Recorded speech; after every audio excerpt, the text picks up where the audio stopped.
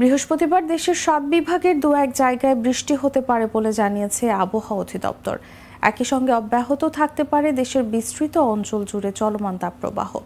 বুধবার দেশের সর্বোচ্চ তাপমাত্রা 40.8 ডিগ্রি সেলসিয়াস ছিল চুয়াডাঙ্গায়। এছাড়া তীব্র তাপপ্রবাহ বয়ে যাওয়া রাজশাহীতে 40.4, পাবনার ঈশ্বরদীতে 40.5, যশোরে 40.2, কুষ্টিয়ার কুমারখালীতে সর্বোচ্চ তাপমাত্রা রেকর্ড করা হয়েছে 40.5 ডিগ্রি সেলসিয়াস। ঢাকায় সর্বোচ্চ তাপমাত্রা ছিল 36.3 ডিগ্রি সেলসিয়াস। বুধবার দেশের বিভিন্ন বিভাগের দু এক জায়গায় হালকা বৃষ্টি হয়েছে।